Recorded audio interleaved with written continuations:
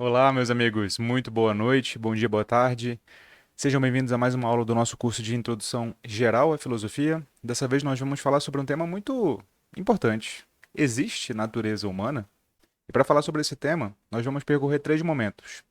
O primeiro deles, eu quero explicitar para vocês qual que é o problema principal, central, em que esse debate se insere e a premissa fundamental sobre por que filósofos discutem sobre esse tema. Em seguida, eu quero falar para você sobre o conceito de natureza humana e as objeções que ele sofre. E em seguida, eu quero falar sobre alguns outros conceitos envolvidos, inclusive o de natureza humana: essência, condição, existência e como o conceito de natureza hoje está sendo utilizado novamente de uma perspectiva diferente do que foi na Idade Moderna. Tudo bem? Vamos nessa? Então, eu costumo falar para você a esse momento do Clube INEF, que é uma plataforma digital em que todos os vídeos aqui estão disponibilizados de modo ordenado, fácil de achar. Os vídeos de história da filosofia, de introdução geral à filosofia, o material escrito para cada vídeo. Vocês sabem que eu produzo um material escrito para cada vídeo para você que quer aprofundar e quer bibliografia. E também você tem acesso ao Clube do Livro, com acesso inclusive aos encontros passados dos livros que nós já estudamos, sem falar em descontos para cursos pagos que nós temos. O Clube do Livro vai entrar num novo livro a partir da semana que vem, que é A Sabedoria dos Mitos Gregos, do Luc Ferry. Então, se você gosta de mitologia ou conhece alguém que gosta, eu acho que essa é uma ótima oportunidade para você entrar. E você deve estar me perguntando o que você faz para entrar. Bom, o clube pode ser adentrado a qualquer momento. Ele é uma assinatura mensal. R$ 29 mensais você tem acesso ao clube, ou na assinatura anual você tem até um desconto de 51% se você pagar de uma vez. Certo? Se você gosta do nosso conteúdo, se você acha que isso aqui é relevante, nós precisamos muito da sua ajuda para permanecer com o nosso trabalho que você já conhece. Vamos nessa então? Aqui. Problema e premissa centrais da pergunta: existe natureza humana? Qual é esse negócio? Então, o problema central é o que é o homem. Esse é a grande investigação. É claro que o que é o homem é uma pergunta que foi respondida, ou pelo menos se pretendeu ser respondida, não só pela filosofia, se pretendeu ser respondida pelas diferentes religiões, se pretendeu ser respondida pelas diferentes narrativas mitológicas na história humana, e inclusive pela ciência. Nos últimos 500 anos, pelo menos, a ciência vem ensaiando responder a essa pergunta também. Agora, a filosofia tem uma história muito antiga com essa pergunta. Não no sentido declarativo. Não veio um filósofo e colocou a pergunta: o que é o homem? Porém, a reflexão sobre o que constitui propriamente o que somos nós em relação ao que são as outras coisas da realidade sempre esteve presente, desde os gregos e até antes, inclusive. Se a gente pegar mitologias, narrativas mitológicas ou religiosas. Mas o problema é esse: o que é o homem? O que é o homem? O que caracteriza o homem em relação a qualquer outro ser da realidade, do mundo? Inclusive os animais, inclusive as plantas, inclusive os minerais. E aí, o que é o homem? Essa é a pergunta central. O campo da filosofia que investiga isso, e também se constituiu de modo muito recente, se chama antropologia filosófica. Diferentemente da antropologia científica, essa pergunta é respondida em filosofia não eminentemente fazendo experimentos, observações com culturas e sociedades locais como fazem os antropólogos. Experimentações não é bem o caso, não é porque os antropólogos não experimentam as suas pesquisas. Porque experimentar é observar de modo controlado. Então, não tem como observar de modo controlado uma sociedade, um agrupamento humano que está vivendo. Mas o antropólogo se dá na sua pesquisa principalmente por observação, né? A antropologia se dá por observação. A filosofia, nós nos valemos das observações antropológicas para investigar conceitos fundamentais. Então, nos interessa perguntar, então, em que sentido nós falamos numa natureza humana? Há outros conceitos que visam a falar sobre essa pergunta central, o que é o homem? Portanto, qual é o conceito de condição humana, essência humana, existência humana? Quais são as condições para que algo seja natural no homem? Essas premissas que dão origem ao conceito é objeto de estudo de nós, filósofos, ok? Isso é interessantíssimo. Para você falar sobre natureza humana, convenha comigo. É preciso que você saiba exatamente o que é natureza humana. sei se vocês estão escutando aí, mas tem um trovão rolando por aqui. Certo? Então, vamos lá. Nesse sentido, a premissa central do porquê que a gente investiga tanto esses conceitos, essas minúcias de cada termo, é a seguinte. Ó, nem sempre declarada essa premissa acontece, mas ela está sempre no discurso no sentido de que sem ela não valeria nem a pena investigar o que é a natureza humana. Ó, a pergunta o que é o homem, ela tem como objetivo encontrar uma resposta que tenha três características ou juntas, ou pelo menos duas delas, uma delas. Que três características são essas a pergunta o que é o homem? Bom, quando a gente pergunta o que é o homem, a gente quer que o conceito que responda a essa pergunta tenha uma característica descritiva. O que isso quer dizer? A gente quer que esse conceito que responda à pergunta o que é o homem indique os atributos próprios do ser humano que o diferenciem das plantas e dos minerais, por exemplo. Certo? Então, o conceito, seja ele qual for, ele tem que ter uma característica descritiva. Indica para mim quais são as principais características. Principais não, as fundamentais. Além disso, outra requisição desse conceito é ter um conteúdo explicativo. E por explicativo, eu quero dizer aqui o seguinte: eu quero dizer que esse conceito que responde à pergunta, o que é o homem, tem que me dar a compreensão do porquê o homem se comporta exatamente como se comporta. Então, esse conceito da resposta à pergunta, o que é o homem, que a gente está tomando aqui como natureza humana, tem que ser um conceito que seja explicativo. Eu leia esse conceito e entenda, então é assim, é por esse motivo então que o homem se comporta como se comporta. E além disso, muitos filósofos na história da filosofia quiseram que esse conceito que responde à pergunta o que é o homem não seja só descritivo, indique os atributos fundamentais, não seja só explicativo, faça com que nós compreendamos o comportamento, mas também seja normativo, ou seja, que ele prescreva o modo como o ser humano deve se comportar com base no que ele sabe sobre a sua condição mais básica. Então, a premissa fundamental é que, repetindo, filósofos acreditam que, ao responder à pergunta o que é o homem, eu vou saber as características fundamentais do homem, por que ele se comporta como ele se comporta e como ele deve se comportar à luz de qual é a sua característica mais fundamental ou as suas características mais fundamentais. Então vou te dar um exemplo. Em debates de filosofia em ética, por exemplo, em que a pergunta fundamental é como nós devemos nos comportar uns em relação aos outros, saber da natureza humana, por assim dizer, é saber o aspecto normativo. Dado que o homem é assim assado, que valores mais fundamentais ele deve, então, preservar para que a convivência entre outros seres humanos seja a mais harmônica possível, seja a menos conflitiva possível? Alguns filósofos apostam que, sabendo a natureza humana, eu saberia, então, quais são os valores mais fundamentais que preservariam essa natureza e, portanto, gerariam mais harmonia. Essa é uma aposta filosófica, por exemplo, que está presente no Aristóteles. Outro campo da filosofia que se aproveita do conceito de natureza humana é o campo da política, em que talvez a pergunta fundamental seja como nós tomamos decisões coletivas. Por exemplo, a melhor forma de governo, a legitimidade das leis, a distribuição da riqueza produzida socialmente. Na filosofia política, nós nos aproveitaríamos do conceito de natureza humana porque, uma vez identificando quais são as características fundamentais do homem, quais são as características que explicam o comportamento mais fundamental do homem. Então, nós poderíamos defender que este governo é melhor que aquele, que esta lei é melhor que aquela, que a distribuição da riqueza tem que ser igualitária ou tem que ser não igualitária. Muitos filósofos aproveitaram exatamente desse raciocínio para defender suas teses. Talvez os mais famosos sejam os contratualistas do século XVI em diante. Hobbes, Rousseau, Locke, cada um partia de uma concepção de natureza humana para defender as suas teses sobre a legitimidade das leis, legitimidade do governo, inclusive os valores mais fundamentais que nós teríamos que, enquanto humanos, preservar. Então você veja, então, que é muito relevante discutir o que é a natureza humana e encontrar a natureza humana, ou pelo menos durante muito tempo passou como o principal conceito da filosofia, em termos éticos e em termos políticos.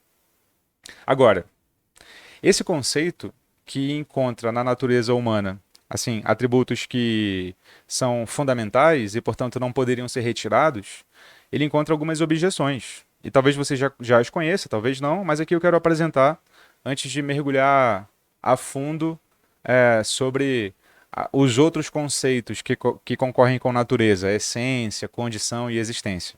Então vamos agora, na parte 2 da aula, apresentar exatamente o que é a natureza humana desde o Aristóteles, que foi talvez o autor que tenha fundado de modo sistemático, organizado, né, bem identificado, as primeiras reflexões sobre quem somos nós.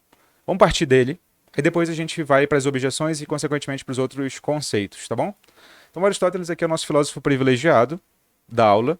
Vamos identificar a partir dele o que seria a resposta à pergunta: qual é a natureza humana, afinal de contas? Então, tem duas concepções que nós podemos remontar ao Aristóteles em relação a essa pergunta. Uma concepção negativa de natureza humana e uma concepção positiva de natureza humana. Mas eu quero que você não entenda, perceba bem, que natureza humana na concepção negativa, ela é má. E natureza humana na concepção positiva é boa. Negativo e positivo aqui não diz respeito a julgamentos morais. Diz respeito só a: há uma proposta do que seja natureza humana ou não há? Se não há uma proposta do que seja, então ela é negativa. Se há uma proposta do que seja, então ela é positiva. Não entendi, Vitor. Me dá um exemplo aí. Tá, vou te explicar. Lembra que na aula passada, se você não viu, vai ficar linkado aqui, ou aqui embaixo ou aqui em cima, que algumas concepções gregas de natureza humana partem da premissa de que... Deixa eu vir para cá, antes de mostrar no slide. Partem da premissa de que natureza, na concepção aristotélica, é aquilo que encontra em si mesmo a causa e o princípio do próprio movimento. Certo? É aquilo que encontra em si mesmo a causa e o princípio do próprio movimento. Se natureza é isso, não natureza é tudo aquilo que encontra a causa e o princípio do próprio movimento, não em si, mas fora de si. Se eu encontro a causa e o princípio do próprio movimento fora de mim, então eu não sou natural. Então, nesse sentido, não natural é tudo aquilo que no homem vem de fora. Percebe? Então eu tenho uma concepção negativa de natureza humana. Não natural é tudo aquilo que no homem vem de fora. Então, nesse sentido, natureza é a ausência de interferência humana num sentido muito específico. Qual? A natureza humana passa a ser aquilo que sobra, negativo, quando tiramos a sociedade com as suas práticas, com os seus valores. Então, a natureza humana seria, nessa concepção, aquilo que vem de fora. Ora, mas o que vem de fora do homem é exatamente o entorno, o social, os costumes, as práticas, os valores. Essa não é uma concepção de natureza defendida pelo Aristóteles. Não se confunda aqui. Essa é uma concepção de natureza que pode ser depreendida da definição aristotélica, tá? E essa concepção de natureza negativa, como aquilo que ainda não foi colocado no homem, ela é muito retomada na Idade Moderna, como nós veremos. Mas guarda ela. Natureza, numa primeira aproximação, aqui é aquilo que ainda não foi inculcado no homem pela sociedade, pela cultura. Certo? Não é aristotélica, mas dá para depreender da definição aristotélica. Agora, tem uma segunda concepção de natureza que vem de uma citação do Aristóteles muito famosa. Deixa eu mostrar para você ela aqui rapidinho. Ó, dá uma olhada dessa citação. Tudo o que advém procede na direção de um princípio, ou seja, na direção de um fim. E o fim é o ato e graças a ele se adquire a potência. Com efeito, os animais não veem para possuir a vista, mas possuem a vista para ver. De modo semelhante, possui-se a arte de construir para construir. Ademais, a matéria é em potência porque pode chegar à forma, e quando vier a ser em ato, ela se encontrará em sua forma. Eu sei que essa é uma concepção de metafísica aristotélica que talvez você não se lembre, mas o que eu quero que você pense daqui, e caso você não esteja habituado com a metafísica aristotélica, tem uma aula aqui sobre metafísica aristotélica, no curso de História da Filosofia do INEF, tá de graça, é só ir lá ver. Bom, O princípio básico da metafísica aristotélica, ou seja, da teoria da realidade do Aristóteles, é que a realidade como um todo tem um princípio fundamental, que é o princípio da teleologia. Teleos, ou telos, é finalidade, traduzindo do grego. Tudo na natureza se dirige a um fim, tudo na natureza se dirige a uma função, tudo na natureza tem um objetivo. Bom, se isso é o caso, para que nós entendamos o que é a natureza humana, nós temos que identificar qual é o objetivo do homem. Toda, toda, toda, todo ser da natureza, por Aristóteles, é chamado de substância. E toda substância, ou pelo menos grande parte delas, não todas, mas grande parte delas, é composta de forma e matéria. Forma e matéria. Aquilo de que ela é composta, em termos sensíveis, e os seus atributos essenciais, sua forma, que podem ser sensíveis ou não sensíveis. Toda substância tem forma e matéria, aquilo de que ela é constituída sensivelmente, e os seus atributos essenciais, que podem ser sensíveis ou não sensíveis. A forma, ela sempre tem o objetivo, tudo na natureza tem uma finalidade, a forma sempre tem o objetivo, a finalidade, de informar uma matéria.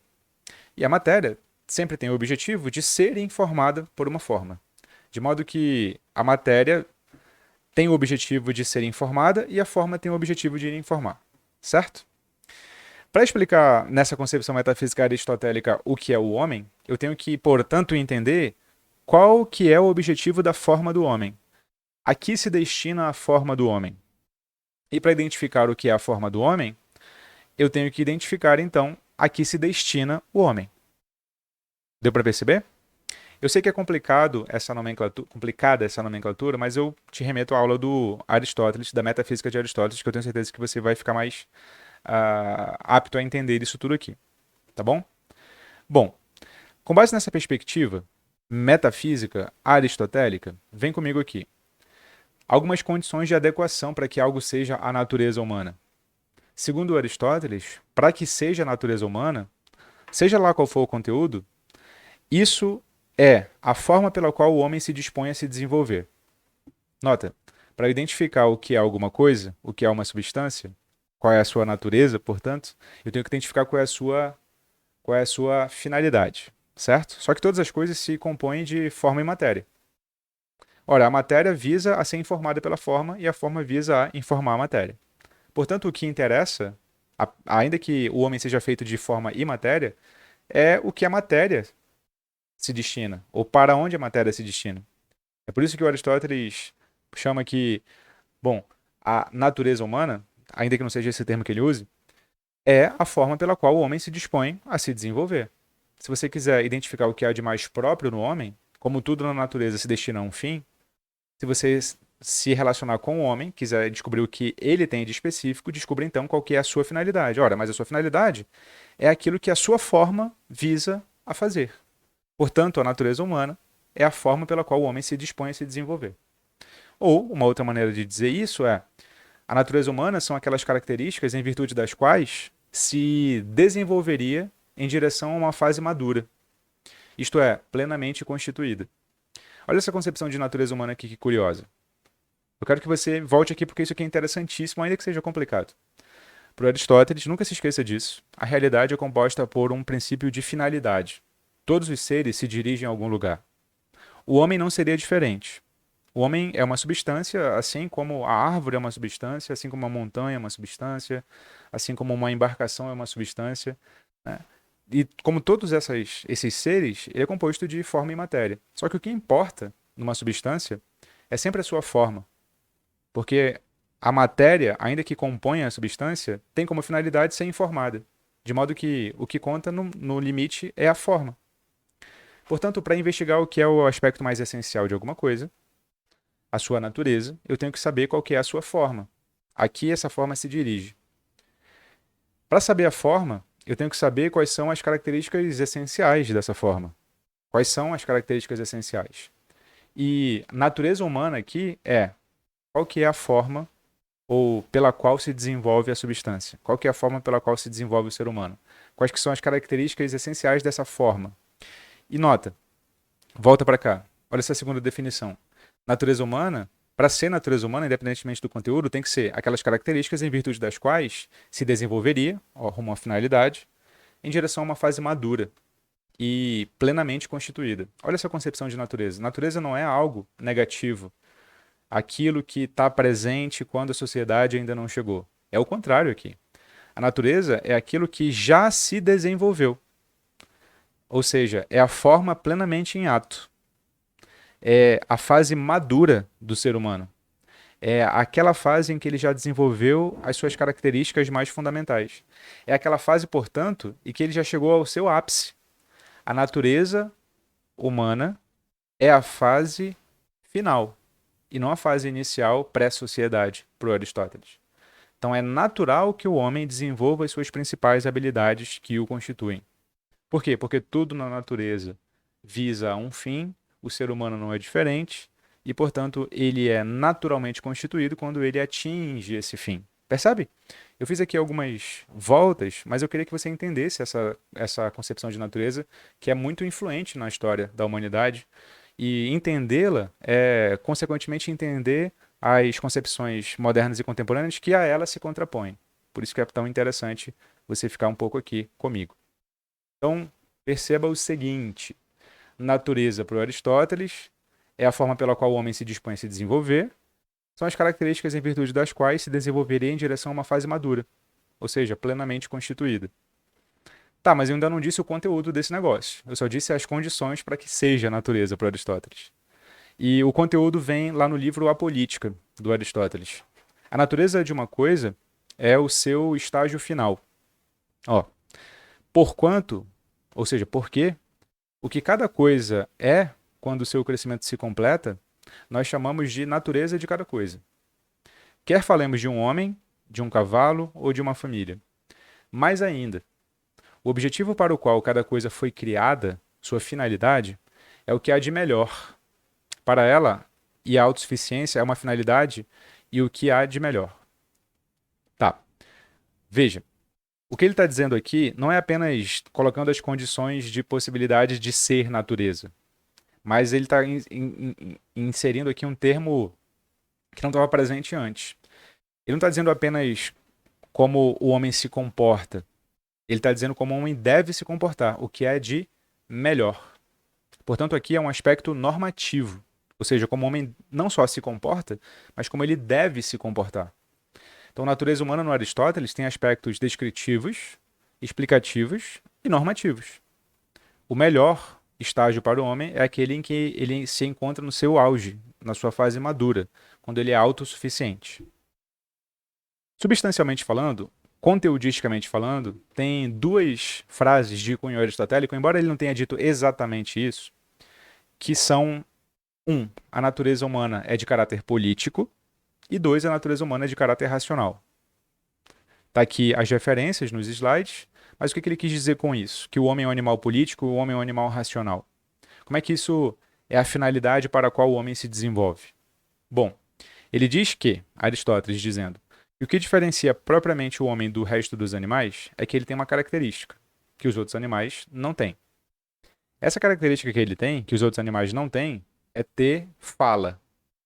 Só que fala em grego é logos.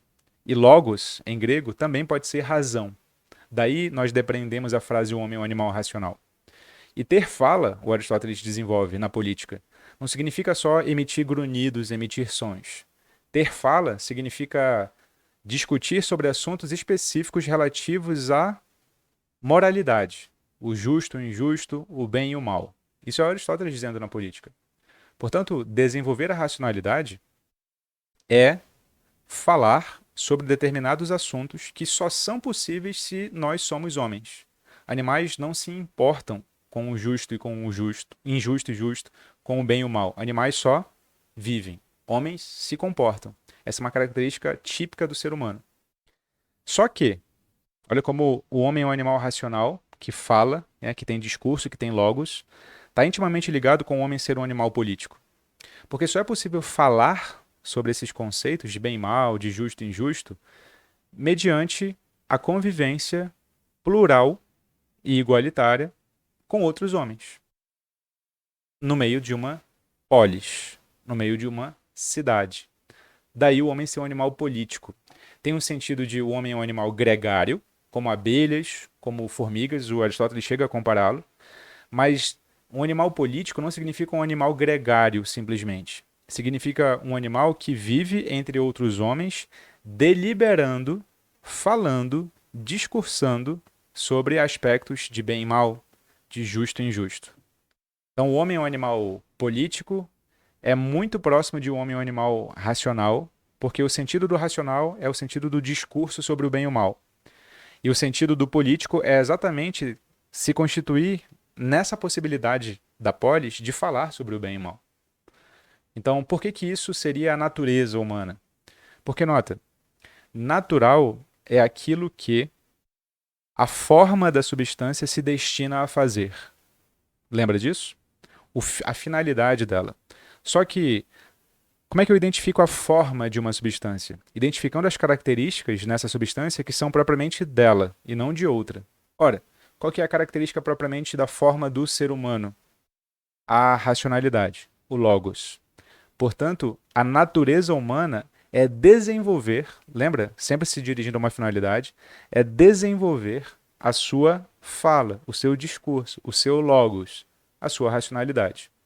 Logo, o homem é plenamente natural, ou seja, constitui a sua natureza quando ele desenvolve plenamente a sua fala, o seu discurso, o seu logos, o que só acontece em polis, na política, na deliberação com outros homens. É assim que a gente pode amarrar as pontas da concepção aristotélica de natureza humana. O homem se dirige a uma finalidade como todos os outros. Essa finalidade é identificada quando eu encontro a característica que é dele e de mais nenhuma outra substância. Ora, essa característica é o logos.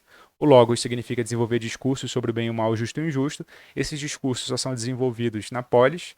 O homem se dirige à polis, o homem só se desenvolve plenamente na polis e só se desenvolve plenamente de modo autossuficiente quando consegue exercer plenamente a sua razão, o seu logos. O Aristóteles depois, lá na Ética Nicômaco, vai hierarquizar esses usos da razão, vai dizer que sim, é digno você ser um político no sentido, né, de cidadão ativo, mas é mais digno ainda você se dedicar somente à vida intelectual, porque é nela que você desenvolve plenamente o seu logos, sem precisar de nada mais, ou pelo menos de pouca coisa além da intelecção pela intelecção. Mas essa hierarquia já é minúcia do Aristóteles aqui.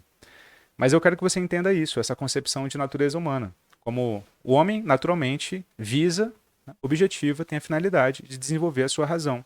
Por quê? Porque a razão é a característica que o distingue das demais substâncias. Certo? Essa é a concepção aristotélica por excelência. Agora, bom, tem algumas objeções que essa concepção de natureza humana enfrentou no decorrer da história. E aqui eu vou te citar três. Uma veio da física moderna. Por quê? Da física moderna. Nós já estudamos isso lá quando falamos de ciência da natureza. Os cientistas, com o Newton e o Galileu à frente, rejeitam a premissa teleológica, essa premissa de que a realidade inteira visa a um objetivo, a uma finalidade, a um desiderato. Eles partem de uma concepção de universo mecanicista, em que o que importam são as forças que atuam no presente e não as forças para as quais os objetos se dirigem, as forças futuras. Então, a concepção de universo mecânico é completamente funcional sem o princípio da teleologia. E se não há princípio da teleologia, então o homem não é definido por aquilo a que ele se destina. Não há aquilo a que o homem se destina. Portanto, a natureza humana fundada nesse princípio não se sustenta mais. Uma segunda objeção seria da antropologia barra história, que é a objeção da diversidade das manifestações culturais do homem. Ora, frente às descobertas dos antropólogos e dos historiadores modernos das milhares de manifestações culturais do homem, haveria uma natureza no sentido de haveria uma característica presente em todos os humanos, de modo que nós pudéssemos dizer, bom, eis o que faz o homem, eis a pergunta, a resposta, eis a resposta à pergunta, o que é o homem. Os antropólogos e historiadores insistem em dizer que não há essa característica presente em todos os agrupamentos humanos, de modo que a noção de natureza também faz água, ou seja, não faz muito sentido. E uma terceira objeção vem inclusive da biologia de cunho evolucionista. Segundo a teoria da evolução, a mutabilidade é uma característica intrínseca das espécies. Ainda que a gente só perceba essa mutabilidade a longuíssimo prazo, depois de gerações e gerações e gerações. Ora, o conceito de natureza humana parecia pressupor que há características que não mudam, que são perenes, que constituem o homem exatamente como ele é e nunca mudariam. Mas a teoria da evolução, que é a teoria mais aceita para explicar o comportamento das espécies e também para explicar como elas se modificam, postula que a mudança faz parte constitutiva do conceito de espécie. Portanto, isso iria de encontro, né? Colidiria com o conceito de natureza humana. Então tem essas três objeções aqui ao conceito de natureza humana. Então, isso aqui é bastante interessante de se considerar. E agora eu quero apresentar o ponto da aula, interessantíssimo, em que a gente clarifica esse debate sobre natureza humana. Porque até agora eu tenho, de certo modo, sido bastante impreciso, porque natureza humana é um conceito que surge com a modernidade e não com o Aristóteles. O Aristóteles não falou de natureza humana. Na modernidade, no entanto, várias obras começaram a surgir, como por exemplo esta aqui. Discurso do método, não, peguei a errada. Várias obras começaram a surgir como esta aqui, ó, como o Tratado da Natureza Humana. Tá vendo? Várias expressões na modernidade começaram a usar esse vocábulo, natureza, associado à humanidade. Então, de modo que natureza humana é um atributo essencialmente, atributo não, uma expressão essencialmente da modernidade. Há outras 4 palavras que visam a estabelecer a resposta à pergunta central, o que é o homem. Outras 3 palavras, tá? Essência, sobre a qual eu falei aqui sem explicar, condição e existência. Então eu queria falar um pouco sobre elas. Essência, condição e existência, fora a palavra natureza. Então vamos para a terceira parte da aula, que é a parte em que a gente vai falar sobre os temas centrais aqui. Primeiro, eu quero falar sobre o conceito de essência humana. Então, no conceito de essência humana, o que é importante é identificar que ele tem 3 características. Mas vamos definir. Essência humana é aquilo que faz de algo o que é. Ou seja, quando eu digo que alguma coisa é essencial a outra coisa, eu digo que essa essência, se for retirada dessa coisa, a coisa deixa de ser o que ela é. Entende? Então, essência é aquilo que faz de algo o que é. Se for retirada, a coisa parou de ser o que ela era. Entende? É basicamente isso. Então, um exemplo aqui, ó. Você quer comer macarronada. Qual que é a essência da macarronada? Sei lá, vou fazer uma brincadeira, óbvio, né? Lá no norte, por exemplo, com a macarronada, a gente coloca farinha na macarronada. O que, se um italiano souber que nós fizemos, ele vai achar que é um pecado mortal, porque vai contra a essência do macarrão, colocar farinha. Farinha de mandioca, eu digo, não farinha de trigo, tá? Aquelas farinhas grossas, né, que são crocantes na boca. Então nota, farinha é... Farinha não. Essência é aquilo que, se você retira, a coisa deixa de ser o que ela é. A farinha aqui seria o desessencializador da macarronada. É uma brincadeira, óbvio, né? Mas em termos filosóficos, está distante desse meu exemplo aqui. Essência é aquilo que faz de algo que é. Se você retirar, deixou de ser. Macarronada sem macarrão. Não é macarronada. Certo? Macarronada sem macarrão não é macarronada. Feijoada sem feijão. Não é feijoada. Agora, em aspectos lógicos aqui, tem como a gente explicar isso de modo mais técnico. Essência é aquilo que tem 3 tipos de atributos. Atributos necessários, ou seja, aqueles atributos que, se eles estiverem ausentes, então não há a coisa que eu quero caracterizar, no caso aqui ser humano.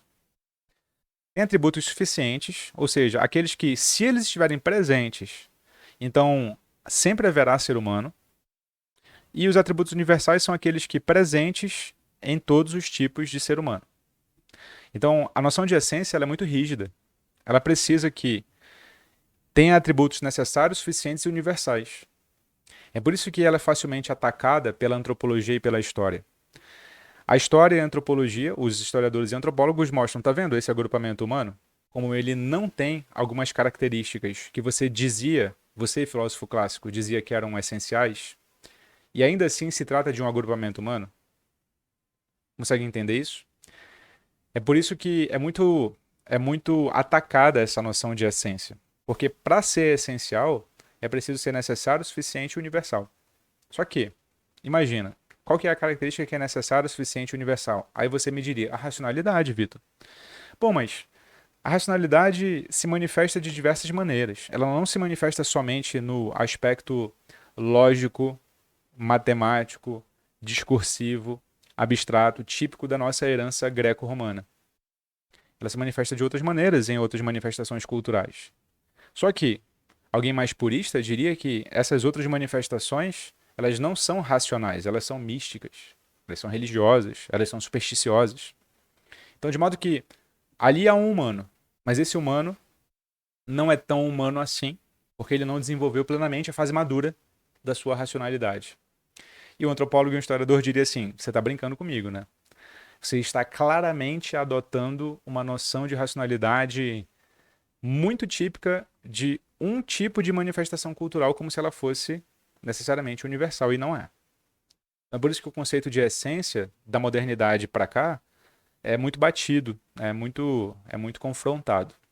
Tá? Mas a essência é aquilo que faz de algo que ele é, em seus aspectos necessários, suficientes e universais. Certo? Essa concepção, essa palavra, não é exatamente essa, porque o Aristóteles está falando em grego, mas essa palavra mais cara ao Aristóteles. O Aristóteles não falava de natureza, falava de essência. Então, quem começa a falar de natureza são os medievais cristãos. Eles que fazem a transição do conceito de essência para o conceito de natureza. Tá? Mas o conceito de natureza mesmo só é correntemente utilizado na modernidade. Então tem dois sentidos da palavra natureza humana na modernidade. O primeiro sentido é esse de fase madura, que é a fase madura dos atributos necessários, suficientes e universais, essa concepção essencialista aristotélica, certo? Tem essa concepção. Mas também tem a concepção que é o seguinte: natureza humana na modernidade passa a designar aqueles atributos não desenvolvidos em sociedade. Lembra da concepção negativa de natureza humana? Os modernos retomam essa concepção. E eu vou te dar dois exemplos disso. O Locke, por exemplo, quando fala que o homem nasce como uma tábula rasa, como uma folha em branco, ele está dizendo do ponto de vista empirista, ou seja, os empiristas são aqueles que defendem que todo conhecimento nasce na experiência, né? A gente não nasce com conhecimento algum, todo conhecimento nasce com a experiência. Ele está dizendo assim, o homem, no seu aspecto mais natural, aquele intocado pela sociedade, é uma tábula rasa. É uma tábula rasa. E filósofos como o Hobbes, por exemplo, e o Rousseau e o Locke também, utilizam o conceito de estado de natureza para designar a situação hipotética em que o homem teria alguns atributos não imiscuídos, não contaminados pela sociedade. Então, o estado de natureza seria aí um estado em que a natureza humana é aquela que não se confunde com o homem no seu convívio em sociedade. Então, nota como a concepção de natureza humana, ela, de uma perspectiva, nasce da descrição de como é o entendimento humano, dessa concepção empirista. O homem nasce como uma tábula rasa, por exemplo. A gente poderia pegar também a concepção cartesiana, racionalista do homem. O homem já nasce com algumas ideias. Então, a natureza tem o sentido de... Vamos descrever o aspecto mais puro, fundacional, de como o homem compreende a realidade. Esse é o sentido de natureza humana, inclusive, do David Hume. David Hume. É uma tentativa de descrição de como é o entendimento humano. Como o homem sofre as suas afecções ou paixões. E como o homem também desenvolve a sua moralidade. Tem essas três partes no Tratado de Natureza Humana. Mas também, se a gente pegar a obra do Hobbes e do Rousseau e do Locke, natureza aparece na expressão estado de natureza, que é aquela situação hipotética em que o homem ainda não estaria com os valores e hábitos da sociedade. Então tem esse duplo sentido aqui de natureza humana na modernidade. Bom, na modernidade barra contemporaneidade, Um terceiro conceito vem para responder a pergunta o que é o homem. O conceito de condição humana. E aqui condição é meio que um deslocamento da questão. Porque antes, o conceito de essência e o conceito de natureza focam nos atributos presentes no homem. No homem. O conceito de condição humana foca nos atributos presentes ao redor do homem, não no homem.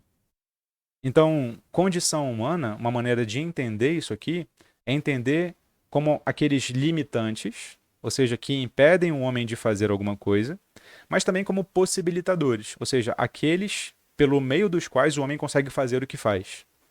Então, condição humana é todo e qualquer limitante e possibilitador da atuação do homem, seja ele o que for. Então, nota que o que está em jogo aqui não é o conceito de natureza nem de essência. Eu não quero saber o que o homem é. Eu quero saber, dado o que o homem é, sei lá o que é, como ele atua. Quais são as limitantes e quais são os possibilitadores do homem atuar do modo como atua. Esse é o conceito de condição humana. Então, é meio que um movimento que sai de dentro para fora. Dentro, essência e natureza. Fora, condição. E aqui tem todas as teorias e explicações de cunho econômico, como é o caso do marxismo. Tem todas as teorias de cunho existencial, que eu vou já falar daqui a pouco. Mas eu queria pegar uma filósofa representativa, que é a Hannah Arendt. A Hannah Arendt tem uma obra chamada A Condição Humana, em que ela traz a hipótese de que os limitantes possibilitadores da atuação do homem são 5, embora ela foque em 3. Primeiro, uma condição para que o homem atue é que ele nasce. E, portanto, toda a organização humana vai levar em consideração que homens nascem. Toda a sociedade vai ter instituições, valores e costumes em torno dessa limitante possibilitadora. Nascimento. Outra condicionante é a mortalidade. O homem morre. Toda a sociedade vai ter instituições, valores e costumes em torno da noção de mortalidade. Vai ter rituais fúnebres, vai ter cânticos, vai ter tabus em relação à morte do homem. Ela foca pouco nisso no livro A Condição Humana, mas ela cita. Ela foca mesmo nas noções de trabalho, obra e ação. O que significa isso? O homem, seja qual for a sua natureza, precisa manter a própria vida. A atividade que o homem faz para manter a própria vida se chama trabalho. A característica principal dessa atividade é que ela acaba assim que ela é feita. O homem executa a atividade e ela acaba no momento em que ela é feita. É o trabalho, só serve para manutenção. Um típico exemplo de trabalho é comer e beber. A comida acaba no momento em que ela é comida. É exatamente isso. Mas nem só dessa atividade vive o homem. O homem também vive de obra. Obra é a atividade humana que fabrica objetos que são feitos para durar. São feitos para durar, ao contrário do trabalho. Esses objetos que duram, diz a Hannah Arendt, podem ser de utensílios que favorecem o trabalho a obras de arte que não servem a alguma coisa em específico. Mas são essas obras que constituem o mundo verdadeiramente humano, o que a gente chama de cultura. São essas obras que constituem os castelos, as casas, as pontes, o que dura. Isso constitui a condição humana, fabricar coisas. E em terceiro lugar, quando o homem tem tempo e já tem coisas fabricadas e já consegue se manter, ele vai para a ação, que é aquela atividade em que ele discursa, faz uso da sua voz. Tanto escrita quanto falada, mas a voz, principalmente falada. Para expressar quem ele é propriamente, nas decisões coletivas, e, portanto, se cada um expressa o que é propriamente, esse espaço é o espaço da pluralidade por excelência. Então, essas 3 ações da vida prática do homem, trabalho, obra e ação, são condicionantes da vida humana na Terra. É claro que elas não são a natureza humana, porque é possível que haja agrupamentos humanos que não cultivem a ação, por exemplo. Então, não se trata de características suficientes e necessárias e universais. Se tratam de limitantes possibilitadores da atuação do homem na Terra. Essa é a noção de condição. aqui. Eu saio do homem e vou para o ambiente em que ele vive, certo? Com essa perspectiva também, existe a noção de existência. Existência. A noção de existência nasce com um cristão, mas fica famosa mesmo com um ateu. O cristão se chama Kierkegaard e o ateu se chama Jean Paul, mais conhecido como Sartre. O Kierkegaard, século XIX, se insere num contexto em que ele quer se contrapor à resposta do Hegel para o que é o homem. O Hegel é o cara que descreve a trajetória do espírito humano. Então ele está atrás de abstrações, generalizações. O Kierkegaard está interessado, ao contrário, em individualizações, na vida humana individual, singular. Portanto, ele está interessado na realidade humana sem a presença de princípios abstratos e gerais. O Hegel partilha uma coisa com Aristóteles. A realidade do Hegel e a realidade do Aristóteles são teleológicas, elas se dirigem a uma finalidade. O Hegel diz que a história humana nada mais é do que o desenvolvimento do espírito humano, rumo à liberdade absoluta, ao pleno conhecimento de si mesmo. O Kierkegaard abandona essa hipótese. O que aconteceria com o ser humano se não houvesse teleologia? E começa a filosofar a partir daí. Então, o conceito de existência é um conceito que designa a realidade humana sem a presença de um princípio teleológico. O que resta ao homem, ao homem concreto, sem um princípio teleológico? Resta a sua deliberação. Ainda assim, o homem precisa deliberar, escolher, decidir. E resta a sua situação em um mundo completamente contingente. O que é um mundo contingente? É um mundo cujas causas não são necessárias. Não tem que acontecer de determinada maneira. Podem acontecer como não podem. Esse é o mundo contingente. O Jean-Paul Sartre, lá no livro O Ser e o Nada, fala do ser em si e do ser para si, para designar. O ser em si é aquele que não tem consciência de si mesmo, mas tem uma identidade. Ele é aquilo que é. Uma pedra, uma tesoura, uma caneca, uma montanha, um cavalo. E tem o ser para si, que é o ser que tem consciência da sua própria existência, mas não tem identidade. É da natureza da existência, da consciência, não ter identidade. E aqui é uma concepção fenomenológica que a gente já explicou antes. Então o homem é o único ser da natureza, da realidade, que tem consciência de si, mas que não tem identidade. Por isso, o homem não tem essência, não tem identidade. Pelo menos não antes de ele, de fato, existir, enquanto um corpo situado num contexto. Daí a frase, a existência precede a essência. Sem antes existir, não tem como dizer o que é o homem, porque o homem não tem identidade própria, como uma pedra, um cavalo, uma montanha. Por isso, o homem só passa a existir no momento em que ele começa a exercer a sua liberdade, a sua capacidade de escolher esse ou aquele caminho. Por isso que ele também é condenado à liberdade. Como ele não tem uma finalidade, nota que o universo aqui não é teleológico, não tem ninguém regendo a sua vida. Se não tem ninguém regendo a sua vida, a escolha é toda dele. Portanto, não há possibilidade de não escolher. Não escolher é ainda assim escolher ficar calado, por exemplo. Daí deriva uma angústia existencial, que é, uma vez que o homem percebe que não tem ninguém regendo a sua vida, ele percebe que ele tem que escolher. E ele percebe não só que ele tem que escolher, como percebe que tudo aquilo que acontece com ele é de responsabilidade somente sua. E não de Deus, e não da sociedade, e não da sua família. Essa é a descrição existencial, que abandona o princípio teleológico e tenta focar num homem inserido num universo sem propósito e com apenas a sua liberdade à disposição. Então nota, são 4 categorias, essência, natureza, condição e existência, que funcionam para explicar ou para dar resposta à pergunta o que é o homem, certo? O que é o homem? A concepção de natureza humana voltou à tona depois dessa moda existencialista que caracterizou grande parte do século XX, dessa vez na mão dos cientistas, não mais dos filósofos. Ou pelo menos não só dos filósofos. Natureza humana passou a designar aquilo que é constante no Homo sapiens com base na sua evolução.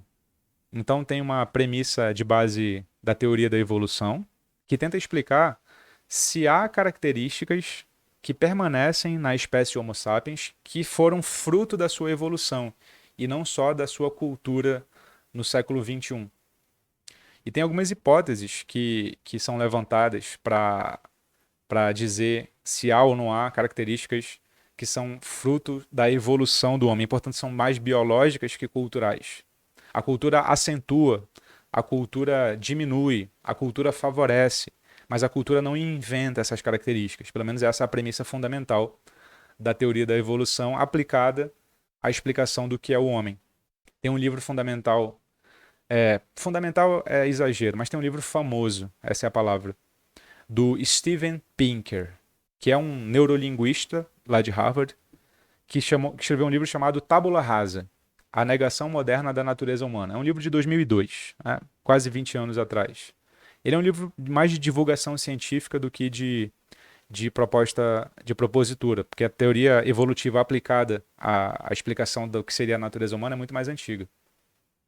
Tem algumas hipóteses de características que são humanas do Homo sapiens, independentemente da cultura. Como, por exemplo, está aqui na apostila de vocês, tá? Vocês inscritos não, apoiadores. Uma delas nós superestimamos o nosso próprio conhecimento, a nossa própria idoneidade, a nossa própria competência, a nossa própria sorte. O excesso de confiança seria uma característica humana, independentemente de cultura. Outra coisa, né? Nós não somos cientistas intuitivos, mas sim advogados e políticos. Em que sentido? Nós reunimos evidências que confirmam nossas convicções e descartamos evidências que contradizem nossas convicções. Essa é a tendência humana, independentemente de cultura. Outra, o nosso senso moral é produzido, inclusive, para nos prejudicar, em alguns contextos. Por exemplo, nós demonizamos quem discorda de nós atribuímos diferenças de opinião à estupidez ou à desonestidade, nós procuramos um bode expiatório para cada vez que alguma coisa acontece de mal na realidade. Tem algumas características, com base em alguns experimentos, que são levantadas como hipóteses explicativas do Homo sapiens. Bom, essa é a proposta da teoria evolucionista aplicada à explicação do comportamento humano. Daí teria uma natureza humana, independentemente da cultura, que seria ora acentuada, ora reprimida, a depender da cultura que está inserida. Essa é a discussão científica mais atual sobre o conceito de natureza humana. Alguns filósofos se inserem nessa discussão, mas ela é majoritariamente de base científica biológica. Bom, eu vou colocar material bibliográfico aqui embaixo, fique à vontade para dar uma olhada. Espero que a resposta à pergunta existe natureza humana esteja mais clara na sua cabeça, o que está envolvido quando a gente tenta responder o que é natureza humana. Aspectos descritivos, explicativos, normativos. Eu posso falar de natureza humana, essência humana, condição humana, existência humana, e voltar a falar de natureza humana, dessa vez numa perspectiva biológica, evolucionista, e falar sobre tudo isso e dizer se sim ou se não. Envolve muito mais coisas do que uma análise de conceitos, como é o caso da pesquisa biológica atual. Tá bom? Então, nos despedimos aqui, certo? Eu quero que você se lembre que se você valoriza o que a gente faz e está afim desse material escrito, de participar mais ativamente conosco, inclusive no Clube do Livro, seja nosso assinador, assinadora, apoiadora. O link está aqui embaixo na descrição do vídeo e também no primeiro comentário fixado. Bom, meus amigos, espero que vocês tenham gostado. Nos vemos na aula que vem.